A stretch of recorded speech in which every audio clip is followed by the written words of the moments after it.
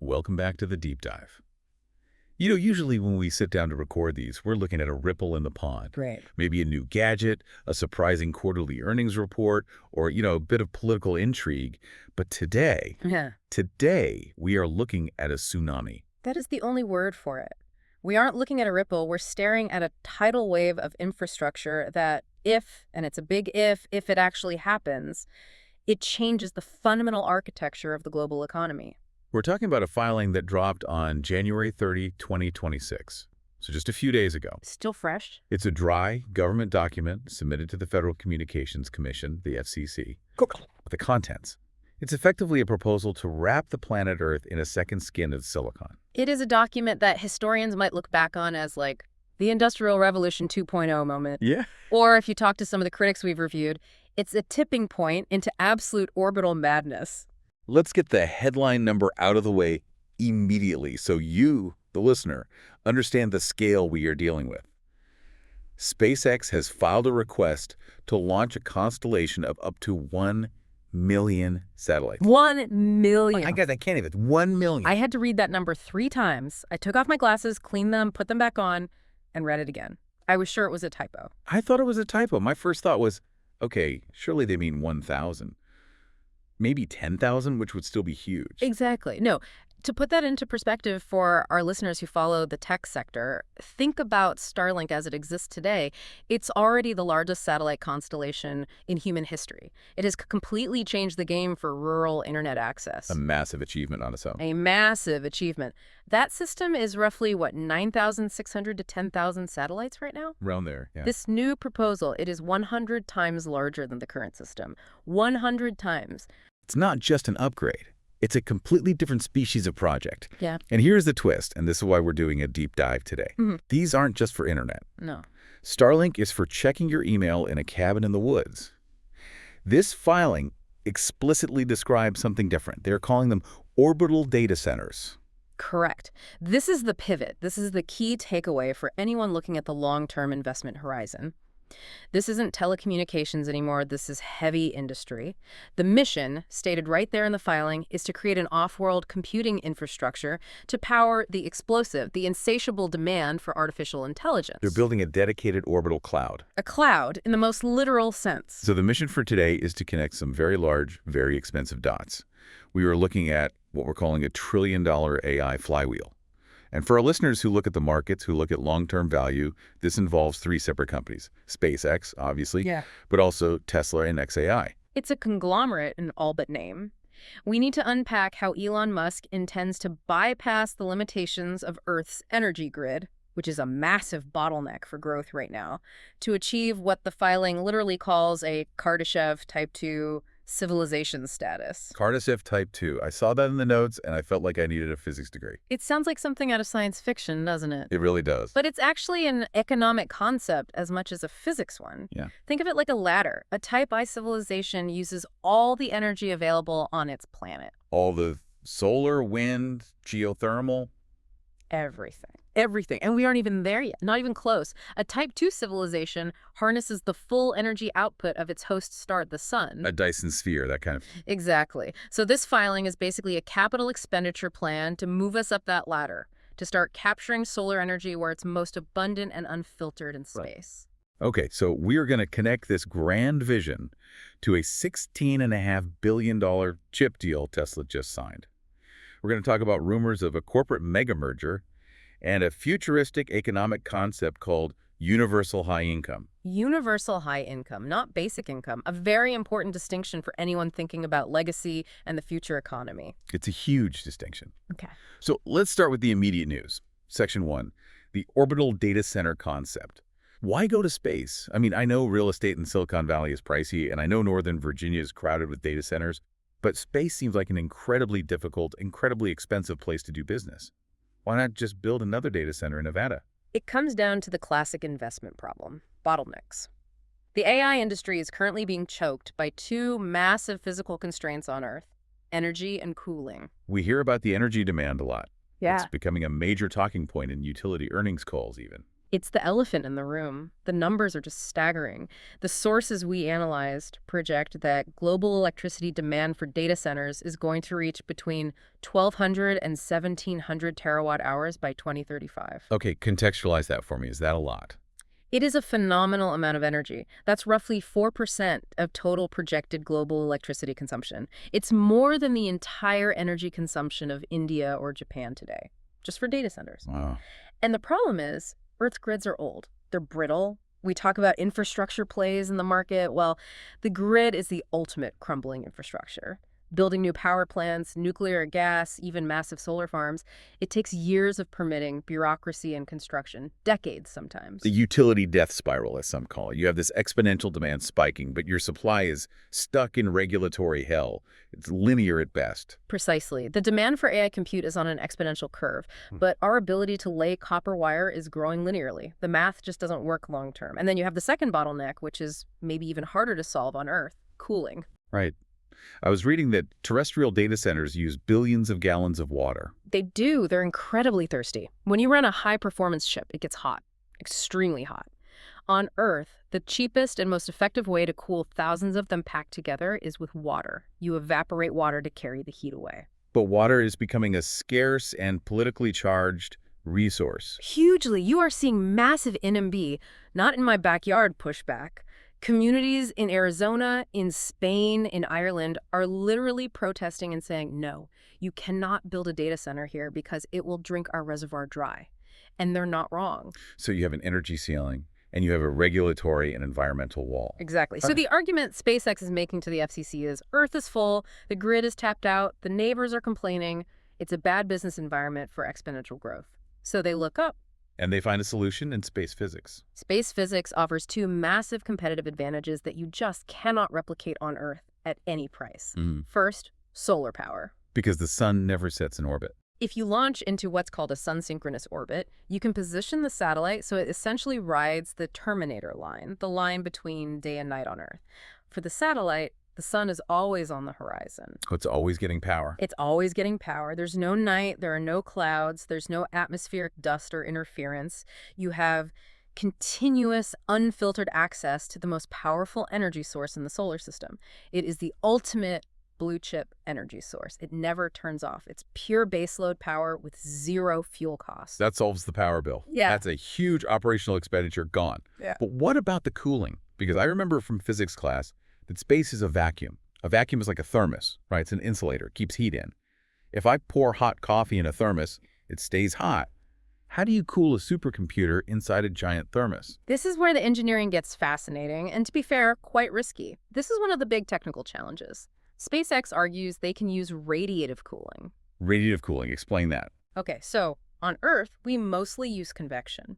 We move a fluid, like air or water, past the hot object to carry the heat away. A fan in your computer is convection. In the vacuum of space, there's no air to move, so you have to use radiation. Like how a fire radiates heat. Exactly. Any object with a temperature above absolute zero radiates energy as infrared light.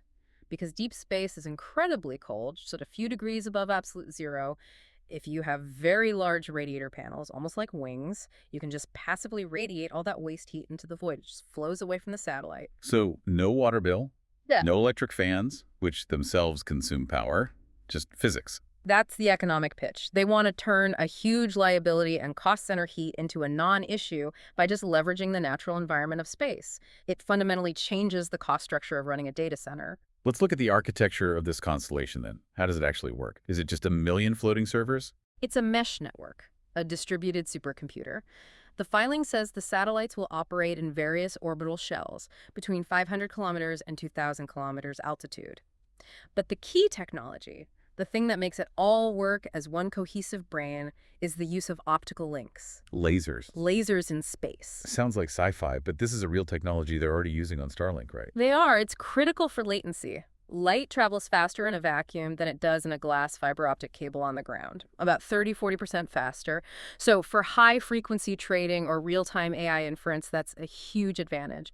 These satellites will talk to each other, passing data and processing loads between them as one giant distributed computer, and then beam the results down to Earth via the existing Starlink network. So Starlink is the delivery truck, and this new constellation is the factory. That's the perfect analogy. And the capacity is just, it's mind-bending. The filing suggests that if they can achieve their launch cadence target, which is a huge assumption we need to talk about, of 1 million tons of payload per year. 1 million tons. 1 million tons? If they can do that, they could add 100 gigawatts of AI compute capacity annually. 100 gigawatts. To put that in perspective, that is more than the entire current additional capacity the U.S. grid is projected to add each year.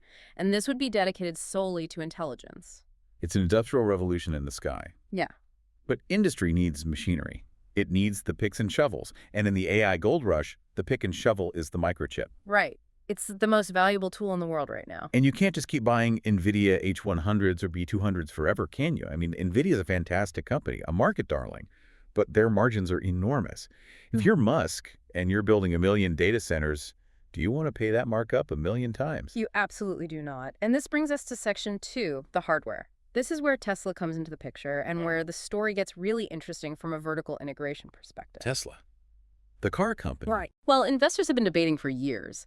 Is Tesla a car company, an energy company, or a tech company? This recent news, I think, confirms they are pivoting to become a silicon foundry powerhouse. The term we should use here is silicon sovereignty. Silicon sovereignty, I like that. It sounds like a moat, a strategic moat. It is the ultimate moat. Musk wants to bypass what everyone in the industry calls the NVIDIA bottleneck. Right now, everyone, Microsoft, Meta, Amazon, Google, is fighting over the same limited supply of high-end chips. It's a seller's market, and NVIDIA is king. If you control your own chip supply, you control your own destiny, you control your timeline, your architecture, and your costs. And the big news on this front, confirmed by Musk on X, is the deal with Samsung. This is the big one. This is the signal, the $16.5 billion deal. A huge capital commitment. It's massive. Tesla signed a $16.5 billion agreement with Samsung Electronics to build the next-generation AI6 chip. AI6. And crucially, they were building it at a new fabrication plant, a new fab, in Taylor, Texas, just down the road from Tesla's Gigafactory. That's domestic manufacturing. That's made in America. For our listeners who are concerned about geopolitical risk and supply chain fragility, especially with Taiwan and TSMC, this is a huge deal. It is a massive de-risking of the supply chain. It's an onshore, secure supply of the most critical component. And Musk explicitly stated the purpose of AI6. It's designed for Optimus robots and data centers. It's a unified platform for both terrestrial and, presumably, orbital compute. But wait, I thought they were just rolling out their AI5 chip. They are, and this just highlights the incredible pace they're trying to set. AI5 is finishing its design phase now, and it's being dual-sourced from both TSMC and Samsung. That chip is primarily for the cars for the next generation of full self-driving. Okay, so AI5 is for cars. AI6 is the next generation, the big leap. It's likely using 2-nanometer process technology, which is the cutting edge, and that will be the platform for the Optimus robots and the ground-based data centers like the Colossus supercomputer xAI is building. And there's more. There's more. Here is the kicker for our space discussion. Musk has revived the Dojo 3 project. Dojo. That was their custom supercomputer project. I thought they had paused it. They did, but now it's back. And specifically, our sources say Dojo 3 and the forthcoming AI7 architecture are being optimized specifically for space-based AI compute. So AI7 is the space chip. It has to be. You can't just put a standard server chip in space. The radiation environment is brutal. High-energy cosmic rays can flip bits in the memory and fry the logic gates. It needs to be radiation-hardened. The thermal environment is also completely different, swinging from very hot to very cold. So they're designing a custom chip from the ground up just to survive and thrive in orbit. Yes. And the development cycle they're aiming for is insane. What are we talking about? They are moving to a 9-month chip development cycle from one generation to the next. The industry standard for companies like Intel or AMD is 18 to 24 months. So they're moving twice as fast as the competition. At least. It's a velocity that, if they can maintain it, creates a compounding technological advantage that's almost impossible for others to catch. Okay, this is incredible. So we have the satellites and the launch capability from SpaceX. We have the custom-designed, space-hardened chips from Tesla. But we need the software. We need the brain that runs on all this hardware. Enter XAI. And this brings us to Section 3, the corporate mega-merger. Because these companies are technically separate, but functionally. Functionally, they're becoming one. And the rumors are heating up. We're seeing legal filings, right? These merger sub-entities formed in Nevada. Yes. On January 21st, 2026, corporate filings appeared for a couple of shell companies, the kind of entities you typically create to facilitate a merger or acquisition. And the rampant speculation among analysts is that SpaceX and XAI were preparing to merge. And potentially pulling Tesla deeper into this orbit. That's more complicated because Tesla is a public company with outside shareholders and the others are private. But functionally, whether they merge on paper or not, they are operating as a trillion-dollar flywheel. Let's break down that flywheel concept. For an investor, synergy is often a buzzword that's used to justify bad deals that destroy value. Is this real synergy? This is the dictionary definition of vertical integration. Think about it like Standard Oil in the 19th century or the old Bell system in the 20th. It's about controlling every single step of the value chain. Okay, break it down for me. All right, XAI provides the brain. That's the Grok large language model and the future AI architectures. Just software. The software. Tesla provides the body, the Optimus robot, which is the AI's way of interacting with the physical world, and it also provides the critical infrastructure, the custom chips we just talked about, and the batteries. Batteries. Yes, don't forget the batteries. Tesla's energy division supplied 336 megapacks to power XAI's Colossus training facility on Earth. Wow. So Tesla literally powers the brain. Literally. And then SpaceX provides the logistics, the Starship rocket, which is the only vehicle in the world capable of launching 1 million tons a year, and the backbone, the orbital data centers themselves. So it's a completely closed loop. It's a closed loop. Musk controls the power generation, the custom chip design, the launch vehicle, the satellite network, and the AI model itself. He captures the value at every single stage. He isn't paying a vendor markup to anyone, not to NVIDIA, not to a utility company, not to a launch provider. That is a fortress. That is a moat that is miles wide and filled with laser sharks. It creates a strategic and cost advantage that is, frankly, terrifying to competitors. How do you even begin to compete with that? And the financial context here. SpaceX is eyeing a massive IPO. Potentially summer of 2026. The private market valuations are already hovering over $1.5 trillion. XAI was recently valued at $230 billion. If you merge them, you create a new entity that instantly dominates the two most important industries of the 21st century, aerospace and artificial intelligence. It changes the entire landscape of the S&P 500. Yeah. But let's zoom out again. Why build all this? We talked about this, the Kardashev Type 2 ambition. But what does that mean for the average person? What is the end game for the economy? This brings us to Section 4. The economic endgame. And this is where it gets really philosophical. We're talking about universal high income. UHI. So you made a point to distinguish this from UBI, Universal Basic Income, which we hear about a lot. What's the difference? The difference is in the framing and the scale. UBI is usually framed as a safety net. It's a social welfare concept. Here's enough money so you don't starve if a robot takes your job. It's poverty alleviation. Okay, it's about survival. It's about survival. UHI, in Musk's vision, is about abundance. It's not a safety net. It's a dividend from the productivity of the machines. Abundance. How do we get there? The core idea is that if you combine two things, infinite cheap energy from space and infinite cheap labor from robots on the ground, the cost of producing goods and services collapses. It trends towards zero. It's a powerful deflationary force. Massive deflation. Think about it. If a Tesla Optimus robot can build a house, mine the ore for the materials, and drive the truck to the site, and that robot costs pennies to operate because its energy is nearly free, then a house shouldn't cost $1 million anymore. The labor component of cost vanishes. So UHI is the idea that everyone gets a slice of this massive new productivity pie. Exactly. It would be funded by something like a robot tax or just distributed from the sheer economic output of this new automated economy. Yeah. The idea is that work, as we know it, becomes optional. It becomes a hobby. A leisure economy. Sounds like something from Star Trek. It does. But it also brings up what philosophers call the meaning crisis. If computers and robots can do everything better than us, if they can write better music, discover new physics, run businesses, what are we for? It's a real psychological challenge Musk himself has talked about. The difference between material abundance and psychological purpose. Precisely. But from a purely economic standpoint, it suggests a world where the standard of living for the average person is dramatically higher than for even the wealthiest people today. That sounds like a utopia, but I'm a skeptic at heart. Which brings us to Section 5. Skepticism, risks, and counterarguments. Because this cannot possibly be as easy as filing a paper with the FCC and launching some rockets. Oh no, there are massive risks, technical, environmental, economic, and geopolitical. Any good investor needs to look at the bear case, and the bear case here is strong. Let's start with the technical, the cooling. You said it was risky. Engineers are really torn on this. We saw a lot of debate on this. While radiative cooling works in theory, in practice, the surface area you need to radiate away that much heat is huge. These satellites might need enormous, delicate radiator wings that could be vulnerable to micrometeoroids. And what about maintenance?